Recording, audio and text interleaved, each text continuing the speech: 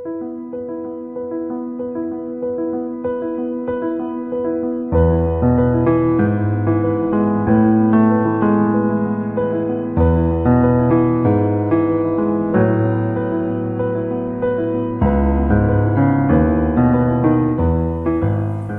morning, my dears. Next our topic, endorsement. Banking and insurance. Next topic, endorsement. Endorsement is signing on the back of the instrument for the purpose of transferring it to others by the drawer or the holder of the instrument. Endorsement, that means കൈമാറ്റം ചെയ്യുക, transfer ചെയ്യുക എന്ന് പറയുന്നതാണ്. അപ്പോൾ നമ്മൾ ഇതുവരെ പഠിച്ചിരുന്നത് negotiable ഇൻസ്ട്രുമെൻസിനെ കുറിച്ചിട്ടാണ്. നെഗോഷ്യബിൾ ഇൻസ്ട്രുമെൻസിൽ ഏതൊക്കെ നെഗോഷ്യബിൾ ഇൻസ്ട്രുമെൻസാണ് പഠിച്ചിരിക്കുന്നത്? Promissory note, bill of exchange, cheque. പിന്നെ അതിന് ശേഷം നമ്മൾ demand draft is also negotiable instrument എന്നുള്ള രീതിയിലും ഡിമാൻഡ് ഡ്രാഫ്റ്റിനെ കുറിച്ചും പഠിച്ചിരുന്നു. ഇത്തരത്തിലുള്ള negotiable instruments then bill of exchange ഒരാളിൽ നിന്ന് മറ്റൊരാളിലേക്ക് ട്രാൻസ്ഫർ ചെയ്യാനായിട്ട് സാധിക്കുമോ? അതിങ്ങനെ സൈൻ ചെയ്ത് അതിൻ്റെ റൈറ്റ് അതിൻ്റെ ടൈറ്റിൽ മറ്റൊരാൾക്ക് ട്രാൻസ്ഫർ ചെയ്യാനായിട്ട് സാധിക്കുമോ? ദെൻ അങ്ങനെ ട്രാൻസ്ഫർ ചെയ്യുന്നതിനെയാണ് നമ്മൾ എന്ത് പറയുന്നത്? എൻഡോഴ്സ്മെൻറ്റ് എന്ന് പറയുന്നത്.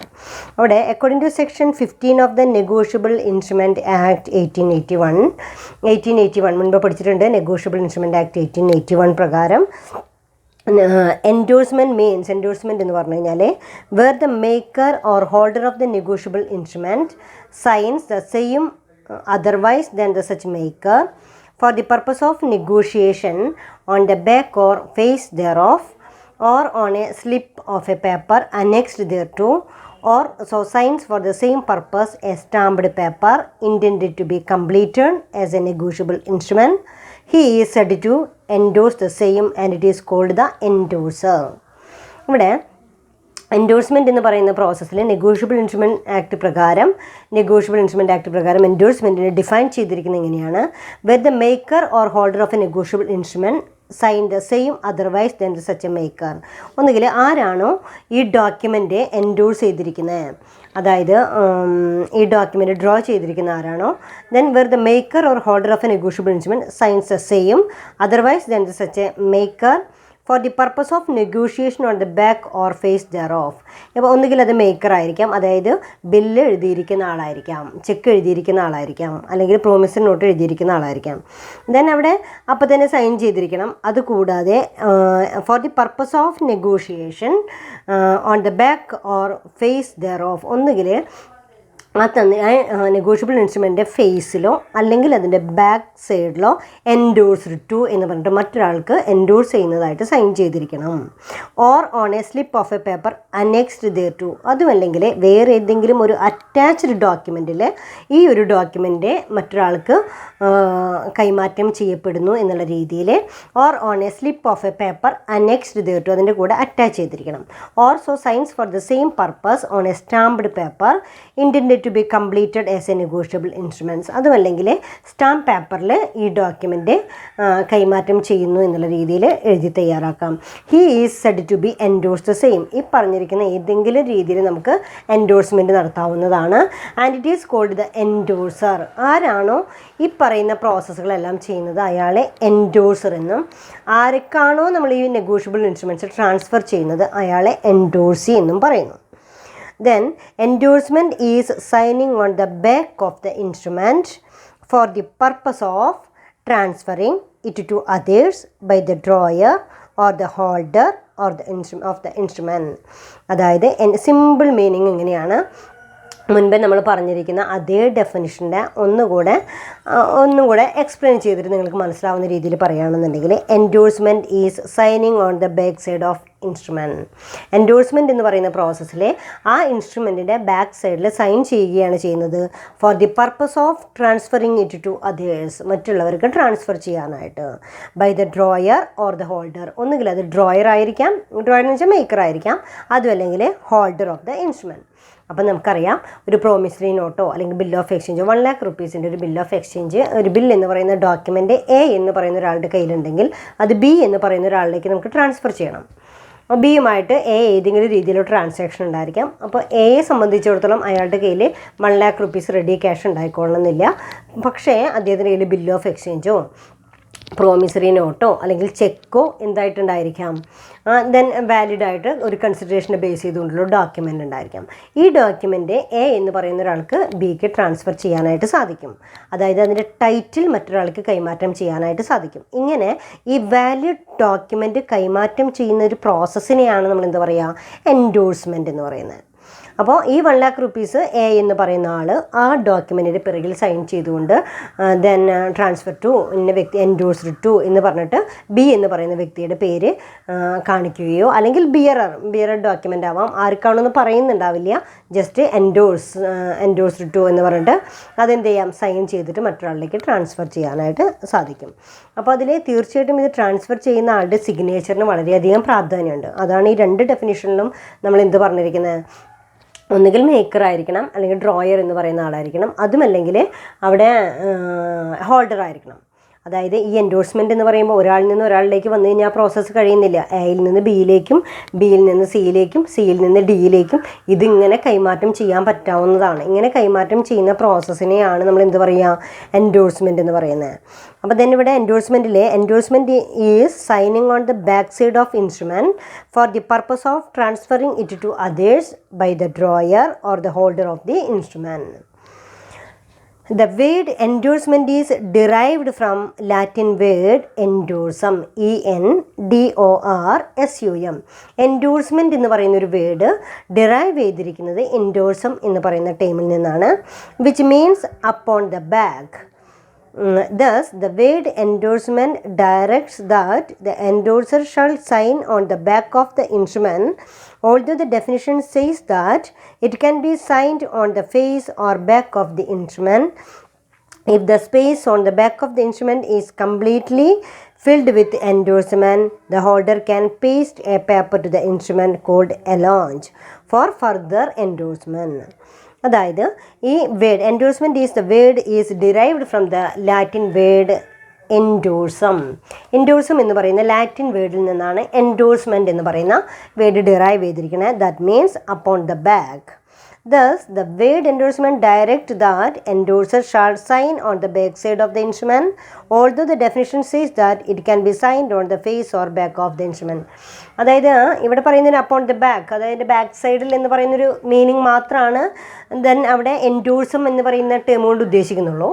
പക്ഷേ എൻഡോഴ്സ്മെൻറ്റ് എന്ന് പറയുന്ന ആ ഒരു ഡെഫിനിഷനിൽ പറയുന്നുണ്ട് on the back side or face of the instrument. ഒന്നുകിൽ ആ ഇൻസ്ട്രുമെൻറ്റിൻ്റെ ഫേസിലോ അതുമല്ലെങ്കിൽ ആ ഇൻസ്ട്രുമെൻറ്റിൻ്റെ ബാക്ക് സൈഡിലോ സൈൻ ചെയ്യാവുന്നതാണ്.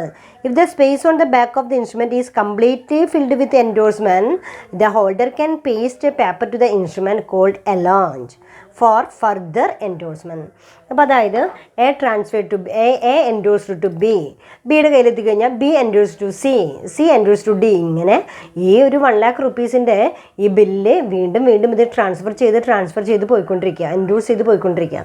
ദെൻ ആ ബാക്ക് സൈഡിൽ മുഴുവൻ പേരുടെയും സിഗ്നേച്ചർ, അത് ആ പേപ്പർ മുഴുവൻ സൈൻ ചെയ്ത് കഴിഞ്ഞ് കഴിഞ്ഞാൽ പിന്നെ ചെയ്യാവുന്ന എന്താണ്, ഒരു സെപ്പറേറ്റ് പേപ്പർ അതിൻ്റെ കൂടെ അറ്റാച്ച് ചെയ്തുകൊണ്ട് എന്ത് ചെയ്യാവുന്നതാണ്, മറ്റൊരാളിലേക്ക് എൻഡോഴ്സ് ചെയ്യാവുന്നതാണ്.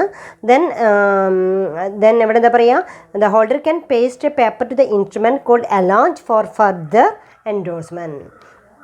There are 2 parties in endorsement. അപ്പോൾ ദെൻ അതിനെയാണ് allonge എന്ന് പറയുന്നത്, കൂടെ നമ്മൾ വെക്കുന്നതിനെയാണ് ആ ഒരു ടേം ഉപയോഗിക്കുന്നത്. ഇനി ഈ നെക്സ്റ്റ് ടോപ്പിക്ക്, ഈ എൻഡോഴ്സ്മെൻറ്റ് എന്ന് പറയുന്ന പ്രോസസ്സിൽ there are 2 parties of endorsement. The person who endorses the instrument is called as endorser, and the person to whom it is endorsed, it is called as endorsee. അപ്പോൾ നിങ്ങൾ ഈ പറയുന്നതിൽ എല്ലാ സമയത്തും ഈ എൻഡോഴ്സ് ചെയ്യുന്ന പ്രോസസ്സിൽ 2 വ്യക്തികളാണ് ഉണ്ടായിരിക്കുക. There are 2 parties in endorsement. Then ആരൊക്കെ ആയിരിക്കും എൻഡോഴ്സ്മെൻറ്റിൽ 2 parties എന്ന് പറയുന്നത്, ഒന്ന് എൻഡോഴ്സർ, മറ്റൊന്ന് എൻഡോഴ്സി. ഇവിടെ the person who endorses the instrument is called endorser. Who endorses the instrument is called as endorser. ആരാണോ ഈ ഡോക്യുമെൻ്റ് മറ്റൊരാളുടെ പേരിലേക്ക് എൻഡോഴ്സ് ചെയ്ത് കൊടുക്കുന്നത് അയാളെ എൻഡോഴ്സർ എന്നും, and the person to whom it is endorsed is called as endorsee. ആരിലേക്കാണോ ഇത് കൊടുത്തിരിക്കുന്നത് ആ വ്യക്തിയെ എൻഡോഴ്സി എന്നും പറയുന്നു. കണ്ടോ, അപ്പോൾ ഇത്രയാണ് എൻഡോഴ്സ്മെൻറ്റിനെ കുറിച്ച് പറയാനുള്ളത്. ഇമ്പോർട്ടൻറ്റ് ക്വസ്റ്റ്യൻ ആണ് കേട്ടോ, എൻഡോഴ്സ്മെൻറ്റ് എപ്പോഴും ചോദിക്കാറുള്ള ക്വസ്റ്റ്യൻ ആണ്. Then what are the significance of endorsement? And then what are the following the consequence of endorsement of a negotiable instrument? അതായത് സിഗ്നിഫിക്കൻസ്, ഇമ്പോർട്ടൻസ് ആവാം. അതേപോലെ തന്നെ സെയിം ടൈം അതിൻ്റെ കോൺസിക്വൻസസ്, എൻഡോഴ്സ്മെൻറ്റിൻ്റെ ഒരു എന്താണ് അതിൻ്റെ consequences. Then first one is on endorsement the endorsee get the right, title or property in the instrument. എൻഡോഴ്സ്മെൻറ്റിൽ endorsee can get the right, title and the property in the instrument. ഈ endorse ചെയ്യുന്ന document എൻഡോഴ്സിക്ക് എന്താണ് കൊടുക്കുന്നതെന്ന് ചോദിച്ചു കഴിഞ്ഞാൽ, എൻ്റെ പേരിലുള്ള ഒരു പ്രോപ്പർട്ടി ഞാൻ ഇപ്പോൾ ശ്രീകാന്ത് എന്ന് പറയുന്ന ഒരാൾക്കാണ് ഞാൻ കൊടുക്കണേ, അല്ലെങ്കിൽ ശ്രീജിത്ത് എന്ന് പറയുന്ന ഒരാൾക്കാണ് കൊടുക്കണേ എന്ന് പറയുമ്പോൾ ആ എൻഡോഴ്സ്മെൻറ്റിലെ രണ്ട് വ്യക്തികൾ ആരാണ് കൊടുക്കണേ അയാൾ എൻഡോഴ്സർ എന്നും, ആരിലേക്കാണ് കൊടുക്കണേ വെച്ചാൽ അയാൾ നമ്മൾ എൻഡോഴ്സി എന്നും പറയുന്നു. അപ്പോൾ എൻഡോഴ്സിയെ സംബന്ധിച്ചിടത്തോളം അവിടെ എന്താണ്, he can get the clear title, അല്ലേ, വളരെ ക്ലിയർ ആയിട്ടുള്ള ടൈറ്റിൽ എന്ന് പറഞ്ഞാൽ എന്താ, ഉടമസ്ഥാവകാശം. ആ ബില്ലിൻ്റെ ഉടമസ്ഥാവകാശം ആരിലേക്ക് പോകുന്നു, ഞാൻ പറഞ്ഞൊരു എന്താ ശ്രീകാന്ത് എന്ന് പറയുന്ന ഒരു വ്യക്തിക്കാണെങ്കിൽ ആ വ്യക്തിയിലേക്ക് അത് പോവുകയാണ് ചെയ്യുന്നത്. അപ്പോൾ on endorsement the endorsee gets the right, അതുമേലുള്ള പൂർണ്ണമായിട്ടുള്ള അവകാശം, അതുപോലെ തന്നെ title or property in the instrument, ആ പ്രോപ്പർട്ടിയുടെ അവകാശം അയാളിലേക്ക് എത്തിച്ചേരുകയാണ് ചെയ്യുന്നത്. അപ്പോൾ അവിടെ ഫസ്റ്റ് അതിൻ്റെ സിഗ്നിഫിക്കൻസ് അല്ലെങ്കിൽ കോൺസിക്വൻസസ്, അതിൻ്റെ പ്രാധാന്യം എൻഡോഴ്സിക്ക് ഫുൾ ടൈറ്റിൽ കിട്ടുന്നു എന്നുള്ളതാണ്. പൂർണ്ണമായിട്ടുള്ള ഉടമസ്ഥാവകാശം കിട്ടുന്നുണ്ട്, പ്രോപ്പർട്ടി അയാളിലേക്ക് വന്നു ചേരുന്നുണ്ട്, അതേസമയം തന്നെ ടൈറ്റിൽ റൈറ്റ്സ് എല്ലാം എൻഡോഴ്സിക്ക് കിട്ടുന്നത്. അപ്പോൾ then one of the importance or significance of endorsement എന്ന് പറയുന്നത്, then on endorsement the endorsee can get the right title or property in the instrument. Second point, the endorser certifies the genuineness of the instrument. The endorser certifies the genuineness of the instrument. ഈ ഒരു ഇൻസ്ട്രുമെൻറ്റിൻ്റെ ജെന്യൂനെസ് endorser certify ചെയ്യുന്നു. Endorser certify ചെയ്യുക എന്ന് പറയുമ്പോൾ ഇത് വളരെ clear ആയിട്ട് തന്നെയാണ് എ എന്ന് പറയുന്ന ഒരാൾ ബിയിലേക്ക് ട്രാൻസ്ഫർ ചെയ്തിരിക്കണേ എന്ന് പറയുകയാണെങ്കിൽ the endorser certifies the genuineness of the instrument. Endorser certifies the genuineness of the instrument. Then third point is the endorsee gets the right for further negotiation. അവിടെ നെക്സ്റ്റ് പറയുന്നത് the endorsee gets the right of further negotiation. അതായത് എൻഡോഴ്സിക്ക് വീണ്ടും ഇത് transfer ചെയ്യാനുള്ള right കൂടി ആരിലേക്ക് വരികയാണ്. Then അവിടെ third point, the endorsee can get the right to negotiation. വീണ്ടും അത് മറ്റൊരാളിലേക്ക് ട്രാൻസ്ഫർ ചെയ്യാനുള്ള റൈറ്റ് കൂടി ആരിലേക്ക് വരികയാണ്, ദെൻ എൻഡോഴ്സിയിലേക്ക് വരികയാണ് ചെയ്യുന്നത്. The endorser guarantees that all the previous endorsement are genuine. അവിടെ എൻഡോഴ്സർ ഗ്യാരണ്ടി ആരാണോ, ഇപ്പോൾ എ എന്ന് പറയുന്ന ഒരാൾ ബിയിലേക്ക് ട്രാൻസ്ഫർ ചെയ്യുമ്പോഴേക്കും ഒരുപാട് ട്രാൻസ്ഫറിങ് ഇതുപോലെ കഴിഞ്ഞിട്ടുണ്ടായിരിക്കാം. പക്ഷേ ഓരോ സമയവും ഓരോ എൻഡോഴ്സിക്കും ഫുൾ ടൈറ്റിലാണ് അത് നമുക്ക് കിട്ടുന്നത്. The endorser guarantees that all the previous endorsement are genuine. ഇതിന് മുൻപ് നടത്തിയിട്ടുള്ള എൻഡോഴ്സ്മെൻ്റ് എല്ലാം തന്നെ ജെന്യൂവിനാണ് എന്ന് സാക്ഷ്യപ്പെടുത്താനായിട്ട് കഴിയണം. The endorser promises to indemnity the endorsee or any subsequent holder of the instrument any loss suffered by them on the dishonor of the instrument. അവിടെ പറയുന്നത് the endorser promises to indemnity. Endorser promises to indemnity. ഇത് മൂലമുണ്ടാകാവുന്ന എല്ലാം indemnify ചെയ്യാനായിട്ട്, നഷ്ടം പരിഹരിച്ചു കൊടുക്കാനുള്ള right കൂടെ ആർക്ക് വരികയാണ്, ദെൻ എൻഡോഴ്സറിലേക്ക് വരികയാണ്. അവിടെ the endorser promises to indemnity the endorsee or any subsequent holder of the instrument any loss suffered by them on the dishonour of the instrument. ആ ഒരു ഇൻസ്ട്രുമെൻറ്റിൽ ഉണ്ടാകാവുന്ന ഡിസോണർ എന്ന് പറയുമ്പോൾ ഹോണർ ചെയ്യാതെ പോവുക എന്ന് പറയുന്നതാണ്. ആ ഒരു ഡോക്യുമെൻറ്റിൽ ഉണ്ടാകാവുന്ന ഡിസോണറിനെ ആര് റെസ്പോൺസിബിളായിട്ട് വരികയാണ് ചെയ്യുന്നത്, എൻഡോഴ്സർ അപ്പോൾ എൻഡോഴ്സർ എന്ത് ചെയ്യുന്നു, endorser promises to indemnity the endorsee. അതുമൂലം ഉണ്ടാകാവുന്ന അതിൻ്റെ ഡിസോണർ ആയിക്കഴിഞ്ഞാൽ അതിൻ്റെ നഷ്ടം പരിഹരിച്ച് തരാനുള്ള റെസ്പോൺസിബിലിറ്റി എൻഡോഴ്സറിലേക്ക് വരികയാണ് ചെയ്യുന്നത്. അപ്പോൾ the endorser promises to indemnity the endorsee or any subsequent holder of the instrument any loss suffered by them on the dishonour of the instrument. അപ്പോൾ ഏതൊക്കെ പോയിന്റ്സ് നമ്മൾ പറഞ്ഞിരിക്കണേ നോക്കണം. എൻഡോഴ്സ്മെൻറ്റ് എന്താണെന്ന് പറഞ്ഞു. Endorsement means signing the back of the instrument for the purpose of transferring it to others by the drawer or the holder of the instrument. പിന്നെ പറയുന്നത് significance of endorsement ആണ്. സിഗ്നിഫിക്കൻസ് ഓഫ് എൻഡോഴ്സ്മെൻറ്റിൽ on endorsement endorsee get right title and property in the instrument. Then the endorser certify the genuineness of the instrument. Then sometime the endorsee gets right of further negotiation. Then endorser guarantees that all the previous endorsement are genuine. The endorser promises to indemnity the endorsee or any subsequent holder of the instrument any loss suffered by them or dishonor of the instrument. മാത്രമല്ല endorser എന്ത് promise ചെയ്തിരിക്കണം?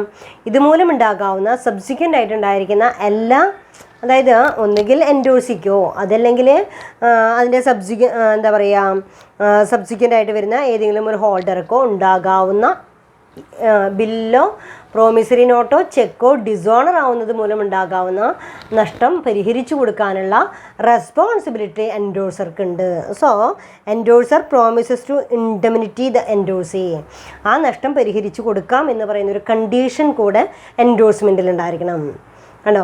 അപ്പോൾ ഇത്തരത്തിൽ നമ്മൾ എന്ത് ചെയ്യാണ്, currency ഇല്ലാതെ തന്നെ, ക്യാഷ് ഇല്ലാതെ തന്നെ ഒരു വാലിഡ് ഡോക്യുമെൻറ്റിൻ്റെ സഹായത്തോടു കൂടെ നമ്മൾ എന്ത് ചെയ്യുകയാണ് ചെയ്യുന്നത്? എല്ലാ ട്രാൻസാക്ഷൻസും ചെയ്തുകൊണ്ടിരിക്കുകയാണ് ചെയ്യുന്നത്. എയിൽ നിന്ന് ബിയിലേക്കും ബി സിയിലേക്കും ഇതിങ്ങനെ എന്ത് ചെയ്യാണ്, ചെക്കോ പ്രോമിസറി നോട്ടോ ബിൽ ഓഫ് എക്സ്ചേഞ്ച് പോലെയുള്ള നെഗോഷ്യബിൾ ഇൻസ്ട്രുമെൻറ്റ്സ് ഒരു വാലിഡ് ഡോക്യുമെൻ്റ് ആയിട്ട് ട്രാൻസ്ഫർ ചെയ്യുന്ന ഒരു പ്രോസസ്സാണ് അവിടെ വരുന്നത്. That is the significance of endorsement. Then requisites of a valid endorsement. Next topic, the requisite of a valid endorsement. ഒരു വാലിഡ് എൻഡോഴ്സ്മെൻ്റ് ഉണ്ടായിരിക്കേണ്ട ചില കണ്ടീഷൻസ്, പ്രീ റിക്വസിറ്റ് എന്നൊക്കെ പറയും.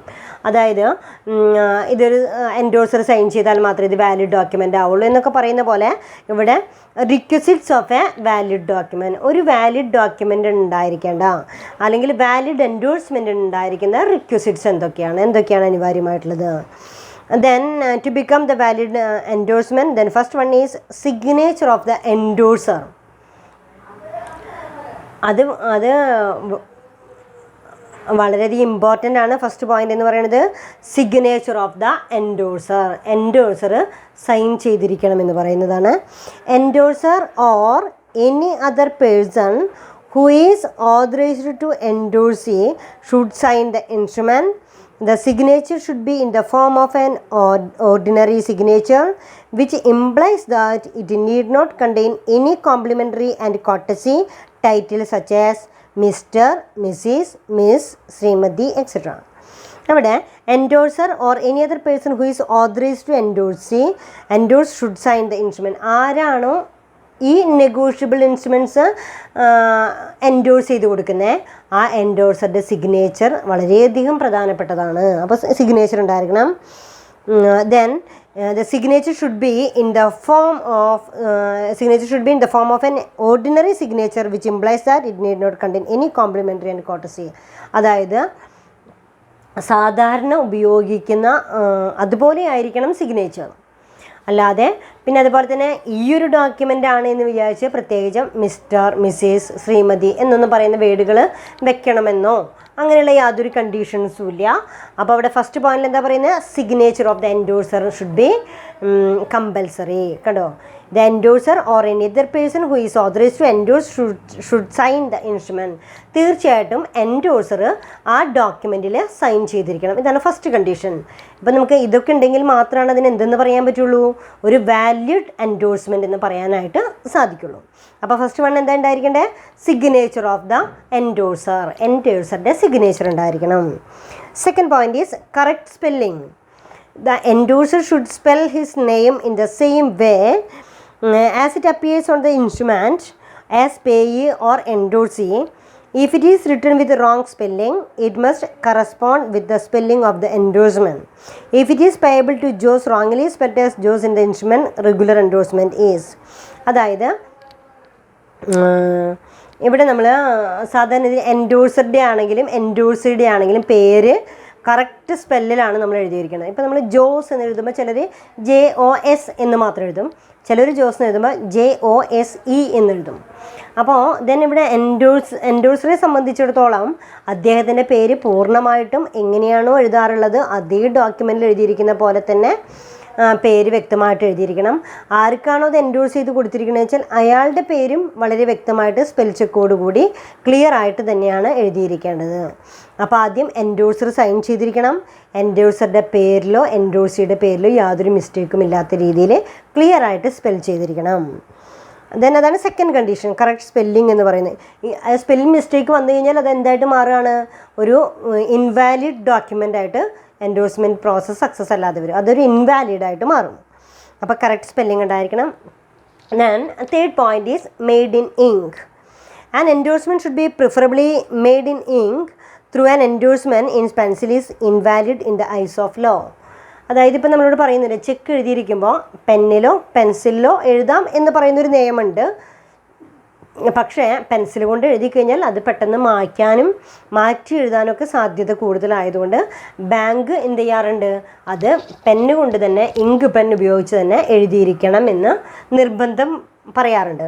പക്ഷേ ഇവിടെയും ഇതേപോലെ ഈ ഒരു എൻഡോഴ്സ്മെൻറ്റ് പ്രോസസ്സിൽ an endorsement should preferably made in ink through the endorsement in pencil. എപ്പോഴും അവിടെ എന്ത് ചെയ്യാൻ പാടില്ല? പെൻസിൽ കൊണ്ട് നമുക്ക് ചെയ്യാനായിട്ട് പാടില്ല. ദെൻ അവിടെ പെന്ന് തന്നെ ഉപയോഗിച്ചിരിക്കണം. It is invalid in the eyes of law. അതായത് പെൻസിൽ കൊണ്ട് ഉപയോഗിക്കുക എന്ന് പറയുമ്പോൾ അതൊരു നിയമത്തിൻ്റെ കണ്ണിൽ അതെന്താണ്, അത് ശരിയല്ല എന്നുള്ള രീതിയിലാണ് അത് കാണിക്കുക. അപ്പം 3 കണ്ടീഷൻസ് ആണ് പറഞ്ഞത്. Signature of the endorser, second one is correct spelling, third one is made in ink. Then the fourth point is on the back side of the instrument, on the back of the instrument. Endorsement എന്ന് പറയുമ്പോൾ back സൈഡിൽ sign ചെയ്യുക എന്ന് പറയുന്ന ഒരു condition കൂടെ നമ്മൾ പറഞ്ഞിട്ടുണ്ട്. On the back of the instrument, it is desirable to make endorsement on the back of the instrument, although endorsement on the face of the instrument is legally valid.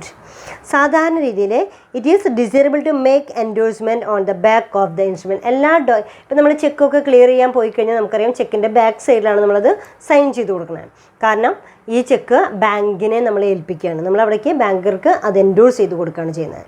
തീർച്ചയായിട്ടും നമുക്ക് ആ ചെക്ക് മേലുള്ള നമ്മുടെ right കഴിയുകയാണ് ചെയ്യുന്നത്. അത് ബാങ്കർക്ക് നമ്മൾ endorse ചെയ്ത് കൊടുത്തു, ബാങ്കർ ചെയ്തു, ആ ബാങ്കർ ആ പേയ്മെൻറ്റ് നടത്തി കഴിഞ്ഞ് കഴിഞ്ഞാൽ അത് കംപ്ലീറ്റ് ആവുകയാണ്.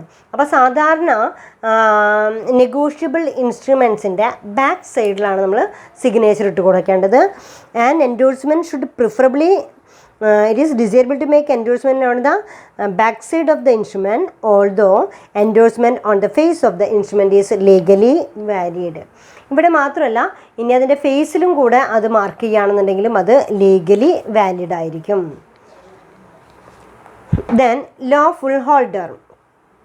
Endorsement should be made by the lawful holder of the instrument.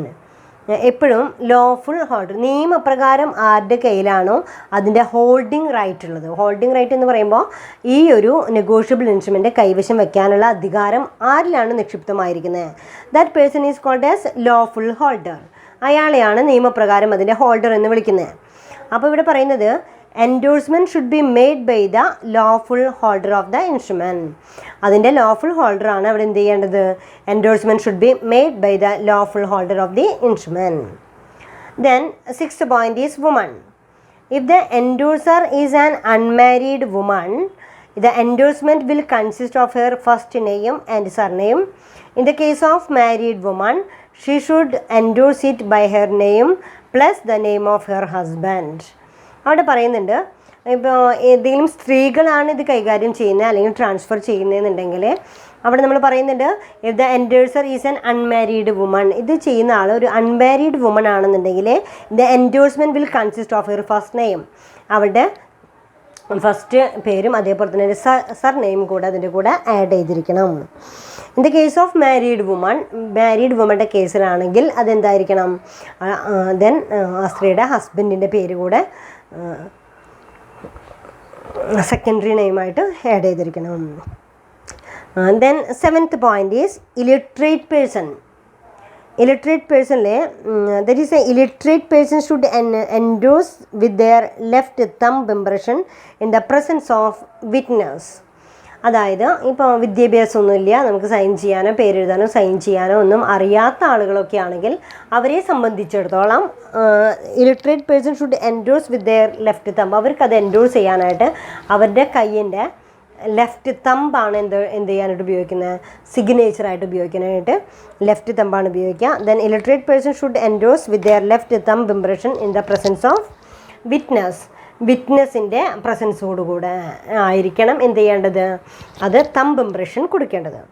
Firms can endorse in the name of firm or in the name of authorised person or an agent. ഇനി endorse ചെയ്യേണ്ടത് ചില ഫേമുകൾക്കൊക്കെ ആണെങ്കിൽ firm can endorse in the name of firms can endorse in the name of firm or in the name of authorised person or an agent. ഏതെങ്കിലും ഫേമുകൾക്കാണ് ഇത് endorse ചെയ്യേണ്ടതെങ്കിൽ endorse ചെയ്യേണ്ട ഫേമിൻ്റെ പേരോ അതുമല്ലെങ്കിൽ എൻഡോഴ്സ് ചെയ്യേണ്ട ഫേമിൻ്റെ പേരോ അതുമല്ലെങ്കിൽ എന്തുണ്ടായിരിക്കണം, ഏജൻറ്റിൻ്റെ പേരോ അതിൽ മാർക്ക് ചെയ്തിരിക്കണം. നെക്സ്റ്റ് പോയിന്റ് ഈസ് കമ്പനീസിലെ writing the name of the company with rubber stamp by a person acting under its authority makes a valid endorsement. അവിടെ പറയുന്നത് writing the name of the കമ്പനിയുടെ പേര് വ്യക്തമായിട്ട് എഴുതിയിരിക്കണം. Writing the name of the company with rubber stamp by a person acting under the authority makes a valid endorsement. അതൊരു valid endorsement. പിന്നെ last one is ട്രസ്റ്റിയുടെ കേസിലാണെങ്കിലും in the case of trustee all trustee must sign indicating the designation and it what capacity the signature are made. അതായത് in the case of ട്രസ്റ്റിൻ്റെ കേസിലൊക്കെ ആണെങ്കിൽ then all trustees must sign indicating the designation and in what capacity the signature are made. എല്ലാ trust മെമ്പേഴ്സും അതിന് sign ചെയ്തിരിക്കണം. അപ്പോൾ requisite of a valid endorsement, ഒരു വാലിഡ് എൻഡോഴ്സ്മെൻറ്റ് ഉണ്ടായിരിക്കേണ്ട റിക്വസിറ്റ് എന്തൊക്കെയാണ്, signature of the endorser, correct spelling, made in ink, on the back of the instrument, lawful holder, woman, illiterate persons, firms, companies and trustees. ഇതെല്ലാം ഉണ്ടെങ്കിൽ മാത്രമാണ് അത് എന്താവുള്ളൂ, ഒരു valid endorsement ആയിട്ട് മാറുള്ളൂ. അപ്പോൾ വാലിഡ് എൻഡോഴ്സ്മെൻ്റ് ആവണമെങ്കിൽ സിഗ്നേച്ചർ ഓഫ് ദ എൻഡോഴ്സറുടെ സിഗ്നേച്ചർ ഉണ്ടായിരിക്കണം, കറക്റ്റ് സ്പെല്ല് ഉണ്ടായിരിക്കണം, പേന കൊണ്ട് എഴുതിയിരിക്കണം, ലോഫുൾ ഹോൾഡർ ആയിരിക്കണം, on the back side of the ഇൻസ്ട്രുമെൻറ്റിൻ്റെ ബാക്ക് സൈഡിൽ സൈൻ ചെയ്തിരിക്കണം. സ്ത്രീകളാണെങ്കിൽ അവരുടെ സർനെയിം കൂടെ അതിൻ്റെ കൂടെ അറ്റാച്ച് ചെയ്തിരിക്കണം. ഇലിറ്ററേറ്റ് പേഴ്സൺസ് ആണെങ്കിൽ ലെഫ്റ്റ് തമ്പ് ഇംപ്രഷനാണ് കൊടുക്കേണ്ടത്. കമ്പനീസോ ഫേംസോ ആണെങ്കിൽ ഇതിന് അതിൻ്റെ ഓതറൈസ്ഡ് പേഴ്സൺസിൻ്റെ ഉണ്ടായിരിക്കണം. ട്രസ്റ്റ് ആണെന്നുണ്ടെങ്കിൽ ട്രസ്റ്റ് മെമ്പേഴ്സിൻ്റെ സിഗ്നേച്ചറോട് കൂടി മാത്രമേ അത് എൻഡോഴ്സ് ചെയ്യാനായിട്ട് സാധിക്കുള്ളൂ. ഇങ്ങനെയൊക്കെ ഈ പറഞ്ഞിരിക്കുന്ന കണ്ടീഷൻസൊക്കെ ഫുൾഫിൽ ചെയ്താൽ മാത്രമേ അതെന്താവുന്നുള്ളൂ, ഒരു വാലിഡ് എൻഡോഴ്സ്മെൻ്റ് ആയിട്ട് നമുക്ക് പറയാനായിട്ട് സാധിക്കുള്ളൂ. Then next topic, what are the different kinds of endorsement? First one is blank endorsement or general endorsement. Second one, full endorsement or special endorsement. Then third one is restrictive endorsement. Fourth one is conditional endorsement or qualified endorsement. Then fifth one is sans recourse endorsement. The next one, sans phrase endorsement. Seventh one is facultative endorsement. Eighth one is partial endorsement. And ninth one is per pro endorsement. ഇങ്ങനെ different kinds of endorsement ഉണ്ട്. അതായത് endorse ചെയ്യുന്ന ചില എൻഡോഴ്സ്മെൻറ്റിൻ്റെ പ്രത്യേകതകളനുസരിച്ച് അതിൻ്റെ nature നോക്കിക്കൊണ്ടൊക്കെ നമ്മൾ പലതരത്തിൽ അതിനെ classify ചെയ്യുകയാണ് ചെയ്യുന്നത്. Depending upon the nature of transfer, എങ്ങനെയാണ് നമ്മൾ ട്രാൻസ്ഫർ ചെയ്യുന്നതിൻ്റെ സ്വഭാവം. Endorsement are different kinds. അങ്ങനെയാണെങ്കിൽ നമുക്ക് എന്ത് ചെയ്യാം, പലതരത്തിലുള്ള എൻഡോഴ്സ്മെൻറ്റ് ഉണ്ടെന്ന് പറയാനായിട്ട് സാധിക്കും. ദെൻ അതിൽ first one is blank endorsement or general endorsement. അത് നിങ്ങൾക്ക് മനസ്സിലായി. ബ്ലാങ്ക് എൻഡോഴ്സ്മെൻറ്റ് ആർക്കാണ് നമ്മൾ കൊടുക്കുന്നത് വെച്ചാൽ വ്യക്തമായിട്ട് അവരുടെ പേര് പറയാത്ത പക്ഷം അതെന്താണ്, ബ്ലാങ്ക് എൻഡോഴ്സ്മെൻ്റ് ആണ്. In blank endorsement, the endorser signs his name on the back side of the instrument without mentioning the name of the endorsee. Then blank endorsement പ്രത്യേകത എന്താണ്, without mentioning the name of endorsee. അത് underline ചെയ്യേണ്ട point അതാണ്, without mentioning the name of endorsee. ആർക്കാണോ ഇത് endorse ചെയ്യുന്നത് എന്ന് പറയുന്ന എൻഡോഴ്സിയുടെ പേര് കൊടുക്കാതിരിക്കുക. As per section 16 subsection 1 of Negotiable Instrument Act, blank endorsement specifies no endorsee and as such the instrument becomes payable to the bearer A check payable to order becomes payable to bearer by a blank or general endorsement. അതായത് പക്ഷേ endorser sign ചെയ്യുകയും എൻഡോഴ്സിയുടെ പേര് വെച്ചിട്ടില്ല എങ്കിലും അതെന്താണ്, ഒരു valid endorsement ആണ്. കാരണം എൻ്റെ പേരിലുള്ള ഡോക്യുമെൻ്റ് ഞാൻ സൈൻ ചെയ്തിരിക്കണു, ഞാനത് ട്രാൻസ്ഫർ ചെയ്യണു എന്ന് പറയുകയാണെന്നുണ്ട് വെച്ചാൽ അതെന്താണ്, അങ്ങനെ പറഞ്ഞുകൊണ്ട് എൻഡോഴ്സർ സൈൻ ചെയ്ത് കഴിഞ്ഞാൽ അതെന്തായി, വാലിഡ് എൻഡോഴ്സ്മെൻ്റ് ആയി. അപ്പോൾ അവിടെ ആ ഒരു എൻഡോഴ്സിയുടെ പേര് മെൻഷൻ ചെയ്യാത്ത പക്ഷം അതെന്തായിട്ട് കൺസിഡർ ചെയ്യാം നമുക്ക്, blank endorsement or general endorsement. അതിനെ ബ്ലാങ്ക് എൻഡോഴ്സ്മെൻ്റ് എന്നോ ജനറൽ എൻഡോഴ്സ്മെൻ്റ് എന്നോ പറയാം. Second one is full endorsement or special endorsement. In full endorsement, the endorser specifies the person to whom it is to be endorsed. അവിടെ എന്താ പറയുന്നത്, full endorsement or special endorsement, endorser specify the person to whom it is to be endorsed. According to section 16 subsection 1 of the act, if endorser aids a direction to pay the amount mentioned to or to the order of a specified person, the endorsement is said to be full endorsement. Thus, a check with full endorsement will have the name of the endorsee and the signature of the endorser on the back of the check. അവിടെ പറയുന്നത് a check with full endorsement will have the name of the endorsee. Cheque will full endorsement will have the name of the എൻഡോഴ്സിയുടെ പേര് വ്യക്തമായിട്ട് കൊടുക്കുകയും and the signature of the endorser of the back of the ചെക്കിൻ്റെ pay to Abraham. കണ്ടോ, അതൊരു example കൊടുത്തിട്ടുണ്ട് നിങ്ങളുടെ text ബുക്കിൽ. Pay to Abraham by Vipin എന്ന് പറഞ്ഞിട്ട് സൈൻ ചെയ്യണമെങ്കിൽ വിപിൻ എന്ന് പറയുന്ന വ്യക്തി ആ ചെക്ക് എബ്രഹാമിനെ ട്രാൻസ്ഫർ ചെയ്തു എന്നാണ് അതിൻ്റെ മീനിങ്. അവിടെ എന്താണ്, there is pay to Abraham, there is a signature ഉണ്ട്, so it is a full endorsement. Fully എബ്രഹാമിന് അത് എൻഡോഴ്സ് ചെയ്തു, അതാണ് അതിൻ്റെ മീനിങ്. ബിയറർ എൻഡോഴ്സ്മെൻറ്റിൽ അവിടെ എന്താ ചെയ്യുന്നുള്ളൂ, ദെൻ അവിടെ ഒരു എൻഡോഴ്സറുടെ സിഗ്നേച്ചർ മാത്രമാണുള്ളത്. Then next one is restrictive endorsement. Restrictive, ചില റെസ്ട്രിക്ഷൻസ് ഉണ്ട് എന്നർത്ഥം.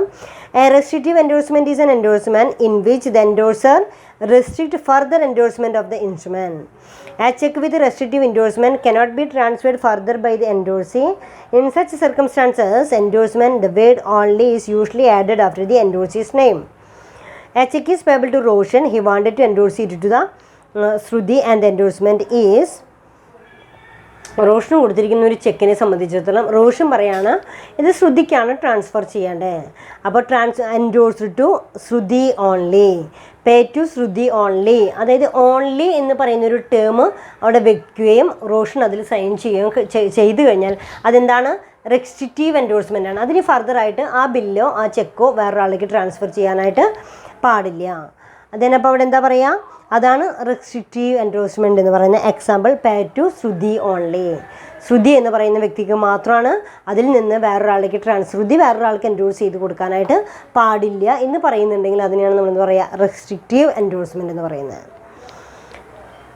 Then fourth point is conditional endorsement or qualified endorsement. Conditional endorsement consists of fulfillment of a condition which is a part of endorsement. This is not a common method of endorsement. Here the endorsee right to receive the money specified in the check is subject to the fulfillment of particular condition. Conditional endorsement or qualified endorsement. Condition എന്ന് പറയുമ്പോൾ ഇത് fulfil ചെയ്താൽ മാത്രമേ അത് valid ആവൂ എന്ന് പറയുന്നതിനെയാണ് നമ്മൾ എന്താ പറയുക, കണ്ടീഷണൽ എൻഡോഴ്സ്മെൻറ്റ് എന്ന് പറയുന്നത്. A cheque payable to Ramdas is endorsed by Antony. Pay Ramdas or order on completion of the course. Pay Ramdas on is joining for MBA, IIM Kozhikode etcetera. ഇങ്ങനെയൊക്കെ പറയുകയാണെങ്കിൽ രാംദാസ് MBA IIM കോഴിക്കോട് നിന്ന് തന്നെ എടുക്കണം എന്നൊക്കെ പറയുകയാണെന്നുണ്ടെങ്കിൽ അവിടെ കണ്ടീഷനുണ്ട്. ഈ പറയുന്ന കണ്ടീഷൻസൊക്കെ ഫുൾഫിൽ ചെയ്യണം. അല്ലെങ്കിൽ pay Ramdas or order on completion of the course. ഈ കോഴ്സ് കംപ്ലീറ്റ് ചെയ്ത് കഴിഞ്ഞാൽ രാംദാസിനോ അല്ലെങ്കിൽ രാംദാസ് പറയുന്ന ആൾക്കോ എൻഡോഴ്സ് ചെയ്യാവുന്നതാണ് എന്ന് പറയുകയാണെങ്കിലും അവിടെ എന്തുണ്ട്, then അവിടെ ഈ കോഴ്സ് കംപ്ലീറ്റ് ചെയ്യാം, അല്ലെങ്കിൽ ഇന്ന സ്ഥലത്ത് തന്നെ ഈ കോഴ്സ് കംപ്ലീറ്റ് ചെയ്യാം. ഇങ്ങനെ ചില കണ്ടീഷൻസ് ഒക്കെ വെച്ച് MBA കംപ്ലീറ്റ് ചെയ്ത് കഴിഞ്ഞാൽ നിങ്ങൾക്ക് ഉള്ള റൈറ്റ് വരുന്നുള്ളൂ എന്ന് പറയുകയാണെങ്കിൽ അതിനെയാണ് നമ്മൾ എന്താ പറയുക, കണ്ടീഷണൽ എൻഡോഴ്സ്മെൻറ്റ് എന്ന് പറയുക. അതിനെയാണ് conditional endorsement or qualified endorsement എന്ന് പറയാം. Then next one is sans recourse endorsement. Then fifth one is sans recourse. Sans recourse means without recourse or without liability.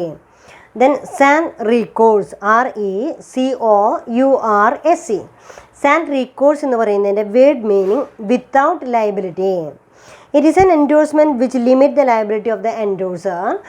Then, thus an endorser who would like to be free from liability to any subsequent holder adds these words sans recourse to his endorsement. This excludes his liability on the check. അതായത് San recourse endorsement എന്ന് പറയുമ്പോൾ ഈ എൻഡോഴ്സ്മെൻറ്റിന് ഉണ്ടായിരിക്കേണ്ട responsibility അദ്ദേഹം എന്ത് ചെയ്തിരിക്കുകയാണ്, exclude ചെയ്തിരിക്കുകയാണ്. Pay to Sreejith or order sans recourse എസ്ഡ് by Gagana. In this case, Srijit or subsequent endorsers cannot make Gagana liable. Importance of such an endorsement is that if the check is dishonored, the endorser Gagana is not held to liable the endorsee or any other holder of the check. അവിടെ പറയുന്നത് in the case of Srijit or subsequent endorsee cannot make Gagana liable. Importance of such an endorsement is that if the check is dishonored, the endorser Gagana is not held liable to endorsee or any other holder of the check. അതായത് അങ്ങനെ പറയുന്നുണ്ടെങ്കിൽ ആരാണോ അത് endorse ചെയ്തിരിക്കുന്ന ആളുടെ liability എന്ന് പറയുന്നത് ലയബിലിറ്റിയിൽ നിന്ന് അദ്ദേഹം ഫ്രീ ആണ്. അവിടെയാണ് നമ്മൾ ആ വേർഡ് ഉപയോഗിക്കുന്നത്.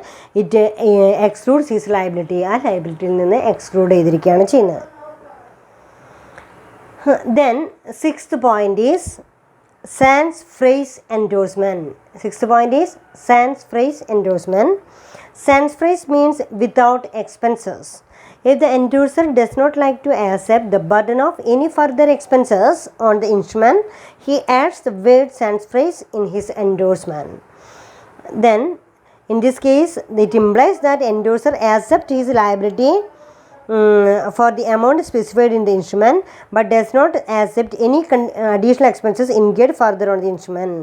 ഇവിടെ സാൻസ് ഫ്രേസ് എൻഡോഴ്സ്മെൻ്റ് ആണ്. സാൻസ് ഫ്രേസ് എന്ന് പറയുന്ന ടേമാണ് യൂസ് ചെയ്തിരിക്കുന്നതെങ്കിൽ sans frais means without expenses. ഇനി ഇതിൽ കൂടുതൽ ഉണ്ടാകാവുന്ന അഡീഷണൽ എക്സ്പെൻസസിന് ലയബിൾ അല്ല. If the endorser does not like to accept the burden of the further expenses of the instrument, he adds the words sans phrase in the endorsement. അതായത് ഇപ്പോൾ ഈ പറഞ്ഞിരിക്കുന്നത് വരെയുള്ള എമൗണ്ടിന് ഞാൻ റെസ്പോൺസിബിൾ ആണെന്നും ഇതിൽ കൂടുതലുള്ള ₹1 പോലും ഞാൻ റെസ്പോൺസിബിൾ അല്ല എന്നും വ്യക്തമാക്കുന്ന എൻഡോഴ്സ്മെൻറ്റിനെയാണ് സാൻസ് ഫ്രേസ് എൻഡോഴ്സ്മെൻറ്റ് എന്ന് പറയുന്നത്. In the case of above condition it implies that endorser accept his liability. Endorser മറ്റേ സാൻസ് റീകോഴ്സിലെ എൻഡോഴ്സർ എന്ത് ആക്സെപ്റ്റ് ചെയ്യുന്നില്ല, ദെൻ ആ ലയബിലിറ്റി ആക്സെപ്റ്റ് ചെയ്യുന്നില്ല. He is not liable to endorse he excludes his liability. ആ എൻഡോഴ്സ്മെൻറ്റിൽ ലയബിലിറ്റിയിൽ നിന്ന് എക്സ്ക്ലൂഡ് ചെയ്യുകയാണ് ചെയ്യുന്നത്. ഏതിൽ? സാൻസ് റീകോഴ്സ് എൻഡോഴ്സ്മെൻറ്റിൽ. സാൻസ് ഫ്രേസ് എൻഡോഴ്സ്മെൻറ്റിനെ സംബന്ധിച്ചിടത്തോളം അതെന്താണ്? Then he adds the word sans phrase in the endorsement. It implies that endorser accepts his liability. The next one is, the next point is facultative endorsement. If endorser by express words gives some of the rights under the instrument, it is called as facultative endorsement. To get rid some of the future risk, endorser prefers this type of endorsement. That is, notice of dishonor waived. Give the right of receiving notice on the dishonor of the check. ഇവിടെ facultative എൻഡോഴ്സ്മെൻറ്റിൽ if endorser by express words give up some of his right under the instrument, it is called facultative endorsement. To get rid of some of the future risk, endorser prefer this type of endorsement. ഇവിടെ pay to Nirmal or order. ഈ പറയുന്നതിൽ in the above case Kishore has given up the right of receiving notice on dishonor of the check. അതായത് ഏതെങ്കിലും കാരണവശാൽ ചെക്കോ ബില്ലോ അതല്ലെങ്കിൽ ഈ പറയുന്ന ഡോക്യുമെൻറ്റോ നമുക്ക് എന്താ ഡിസോണർ ആവുന്ന പക്ഷം ദെൻ അതിൻ്റെ ഒരു റെസ്പോൺസിബിലിറ്റി ലയബിലിറ്റി ആരിലേക്ക് വരികയാണ്? കിഷോറിലേക്ക് എത്തിച്ചേരുന്നു എന്ന് പറയുന്നതിനാണ് ഫാക്കൾട്ടേറ്റീവ് എൻഡോഴ്സ്മെൻറ്റ് എന്ന് പറയുന്ന ടേം ഉപയോഗിക്കുന്നത്. Then 8th one is that is a partial endorsement. That means only the part of the amount of the instrument is endorsed. Then 1 lakh rupees, that means a check for 1 lakh is endorsed by Kumar എന്ന് പറയുന്ന ഒരു വ്യക്തിയിലേക്ക് 1 lakh rupeesൻ്റെ check കൊടുക്കുകയും പേ Sudheer 26,000 only. അവിടെ ഒരു എന്താ പറയുക full amount നമ്മൾ എന്ത് ചെയ്യുന്നില്ല, കൊടുക്കാനായിട്ട് പറയുന്നില്ല. So it is also called as partial endorsement. Then last one is per pro endorsement. Per pro endorsement is done by an authorized person on behalf of another. If a check is payable to Mr. Vijayan and company, a partnership firm, and Mr. Vijayan is a partner authorized to sign check on behalf of the firm. ഇവിടെ പെർപ്രോ എന്ന് പറയുന്ന term നിങ്ങൾ ശ്രദ്ധിച്ചിട്ടുണ്ടാവും. അതായത് ഇന്ന കമ്പനിക്ക് വേണ്ടി ഇന്ന ആൾ സാക്ഷ്യപ്പെടുത്തുന്നു എന്ന് പറയുമ്പോഴാണ് അവിടെ per pro. For a company, for a partnership firm എന്നൊക്കെ പറയുമ്പോൾ ഇന്ന സ്ഥാപനത്തിന് വേണ്ടി അതിലൊരു അതിൻ്റെ പാർട്ട്ണറോ അതുമല്ലെങ്കിൽ ബോർഡ് ഓഫ് കമ്പനി ആണെങ്കിൽ ബോർഡ് ഓഫ് ഡയറക്ടേഴ്സോ അവരൊക്കെ എന്ത് ചെയ്തിരിക്കാം, അതിൻ്റെ ഏജൻ്റായിട്ട് ബില്ലുകളോ ചെക്കുകളോ സൈൻ ചെയ്യാനുള്ള ഏജൻ്റായിട്ട് മാറാറുണ്ട്. Then it is also called as per pro endorsement. അപ്പോൾ then last topic, what are the kinds of endorsement എന്നുള്ളതിൽ first one is blank endorsement. Blank endorsement without mentioning the name of endorsee, that is called as blank endorsement. Full endorsement, endorser specifies the person to whom it is to be endorsed, that is called as full endorsement. Then next one is restrictive endorsement. There is a restrictive endorsement is an endorsement in which the endorser restricts further endorsement of the instrument. Then conditional endorsement, that means the consist fulfillment of a condition which is a part of endorsement. This is not a common method of endorsement. There is a right to receive money specified in the check is subject to the fulfillment of particular condition. It is then it is also called as conditional endorsement. The next one is sans recourse endorsement, sans phrase endorsement. Sans recourse endorsement, then endorser excludes his liability. Endorser excludes his liability, that is called as sans recourse endorsement. Sans phrase endorsement, that means then endorser does not accept any additional expenses incurred further on the instrument and also implies the or also accept the liability of the amount specified in the instrument. Then facultative endorsement. And then facultative endorsement, to get same times it is a notice of dishonor waived. ഏതെങ്കിലും കാരണവശാൽ dishonour ആയിക്കഴിഞ്ഞാൽ അതിൻ്റെ responsibilities ഞാൻ ഏറ്റെടുക്കുന്നു എന്ന് പറയുന്നതാണ് facultative endorsement. partially endorsed, that is a partial endorsement. The next one is per pro endorsement. For the company, for the partnership firm, the authorized persons endorse the document. That type of endorsement is called as per pro endorsement. നമുക്ക് conclude ചെയ്യാം. ഇന്നത്തെ topic നമ്മൾ എടുത്തിരിക്കുന്നത് what is meant by endorsement. Endorsement എന്ന് പറയുമ്പോൾ negotiable instrument പോലെയുള്ള documents ഒരു വ്യക്തിയിൽ നിന്ന് മറ്റൊരു വ്യക്തിയിലേക്ക് ട്രാൻസ്ഫർ ചെയ്യുന്ന പ്രോസസ്സിനെയാണ് എൻഡോഴ്സ്മെൻറ്റ് എന്ന് പറയുന്നത്. അതൊന്നുകിൽ ആ ചെക്കിന് ബാക്ക് സൈഡിലോ അതല്ലെങ്കിൽ ഫേസിലോ നമുക്ക് സൈൻ ചെയ്തുകൊണ്ട് ആ ഡോക്യുമെൻറ്റ് ട്രാൻസ്ഫർ ചെയ്യാവുന്നതാണ്. So it is also called as endorsement. Significance നമ്മൾ പഠിച്ചു. സിഗ്നിഫിക്കൻസിൽ എൻഡോഴ്സിക്ക് പൂർണ്ണമായിട്ടുള്ള ഒരു അധികാരം റൈറ്റൊക്കെ നമുക്ക് കിട്ടുന്നുണ്ട്. So it endorses certify the genuineness of the instrument and endorser get the right of the further negotiation, and endorser guarantees that all the previous endorsements are genuine, and endorser promises to indemnity the endorsee or any subsequent holder of the instrument. There is a significance of endorsement. Then requisite of a valid endorsement. Requisite of valid endorsement, signature of the endorser is compulsory, correct spelling, made in ink on the back side of the instrument, and a lawful holder and woman, and also illiterate persons, firms, companies, trustees. Then kinds of endorsement: blank endorsement, full endorsement, restrictive endorsement, conditional endorsement, sans recourse endorsement, and sans phrase endorsement, and facultative endorsement, and partial and per pro endorsement. അപ്പോൾ endorsement എന്ന് പറയുന്ന ടോപ്പിക്കാണ് നമ്മൾ എടുത്തിരിക്കുന്നത്. Then next topic crossing versus endorsement ആണ്. അത് നമുക്ക് next ക്ലാസ്സിലെടുക്കാം. Okay, thank U.